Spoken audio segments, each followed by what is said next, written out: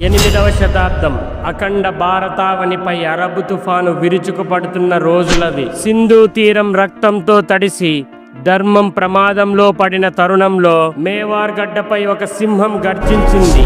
ఆయనే బప్పా రావల్.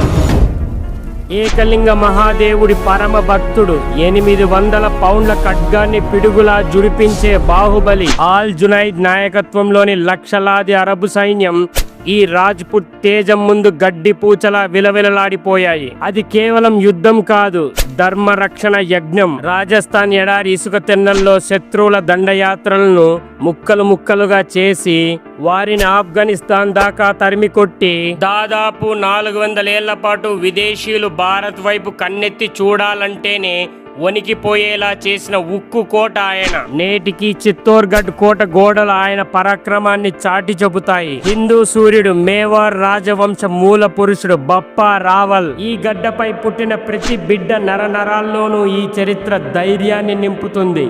కళ్ళు లేకపోయినా కేవలం శబ్దాన్ని బట్టి శత్రువు గొంతులో బాణం దించగల వీరుడు. చరిత్రలో అది సాధ్యం చేసిన ఏకైక వీరుడు పృథ్వీరాజ్ చౌహాన్. మహమ్మద్ గౌరీ చేతిలో బందీగా ఉండి కళ్ళు కోల్పోయిన స్థితిలో కూడా చౌహాన్ ఆత్మవిశ్వాసం చెక్కు చెదరలేదు. నిండు సభలో చౌహాన్ విలువిద్యను పరీక్షించి అవమానించాడు గోరీ. కానీ చౌహాన్ కున్న శబ్ద భేదీ విద్య గురించి అతడికి తెలియదు. సరిగా అదే సమయానికి చౌహాన్ మిత్రుడు కవి చాంద్ బర్దాయ్ 4 బస్ 24 గజ్ అనే ఒక కవిత ద్వారా గోరీ సింహాసనం ఎంత ఎత్తులో ఎంత దూరంలో ఉందో రహస్యంగా సంకేతం ఇచ్చాడు. ఆ కవిత వినగానే మనసులోనే లెక్కలు వేసుకున్న చౌహాన్ గోరీ నోటి నుంచి వచ్చిన శబ్దాన్ని ఆధారంగా చేసుకుని బాణం వదిలాడు. ఆ బాణం గాలిని చీల్చుకుంటూ వెళ్లి నేరుగా గోరీ గొంతులో దిగింది.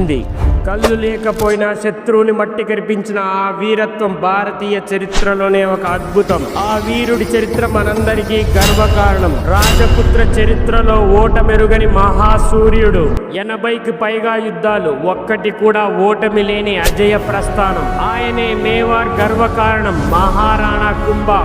కేవలం కత్తి పట్టిన వీరుడే కాదు, అద్భుతమైన కోటలు నిర్మించిన మహాశిల్పకారుడు కూడా. ఒకవైపు మాల్వా సుల్తాన్ మహ్మూద్ ఖిల్జీ, మరోవైపు గుజరాత్ సుల్తాన్ కుతుబుద్దీన్ అహ్మద్ షా. ఇద్దరూ కలిసి మేవార్ను అంతం చెయ్యాలని కుట్ర పన్నితే వారి ఉమ్మడి సైన్యాన్ని ఒంటి చేత్తో మట్టి కరిపించిన మహావీరుడు. ఖిల్జీ అహంకారాన్ని అణిచి అతడిని బందీగా చిత్తోర్ తీసుకొచ్చిన పరాక్రమశాలి. ఆ మహా విజయానికి ప్రతీకగా నేటికి గర్వంగా నిలిచింది విజయ స్తంభం. శత్రువుల దాడులను తట్టుకునేలా ఆరావలి కొండల్లో కుంభల్ ఘాట్ కోటను నిర్మించి రాజస్థాన్ గడ్డపై ధర్మ రక్షణ కవచంలా నిలిచాడు. వీణ వాయించే పండితుడు, శత్రువుల గుండెల్లో వణుకు పుట్టించే యుద్ధ నిపుణుడు, ధర్మాన్ని కాపాడడంలో సాటి లేని మేధావి ఆయన.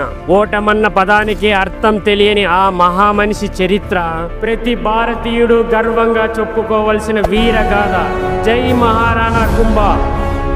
శరీరంపై 80కి పైగా గాయాలు, ఒక కన్ను లేదు, ఒక చెయ్యి లేదు, ఒక కాలు విరిగిపోయింది. అయినా సరే ఆ రూపం యుద్ధ భూమిలో కనిపిస్తే చాలు ఢిల్లీ సుల్తాను వెన్నుల్లో వణుకు పుట్టేది. మేవార్ గడ్డ పైన పుట్టిన మగ సింహం. అసలు పేరు సంగ్రామ్ సింగ్, కానీ చరిత్ర అతన్ని పిలిచింది రాణా సంగా.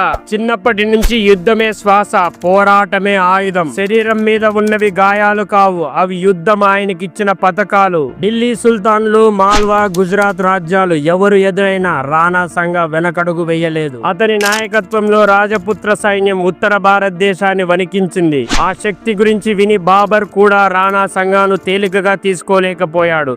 తన స్వీయ చరిత్రలోనే రాణా సంగాను అత్యంత శక్తివంతమైన హిందూ రాజుగా బాబర్ పేర్కొన్నాడు. 1527లో జరిగిన కాన్వా యుద్ధం భారత చరిత్రలో కీలక మలుపు. తుపాకులు, గన్స్ ఉన్నప్పటికీ రాణా సంగా తన సైన్యంతో ధైర్యంగా ఎదుర్కొన్నాడు. ఓటమి ఎదురైనా చరిత్రలో ఓడిపోయిన వాడిగా మిగిలిపోలేదు. ఎందుకంటే రాణా సంగా ఒక రాజు మాత్రమే కాదు, భయానికి లొంగని తెగింపుకు మరో రూపం. జై మేవార్, జై హింద్.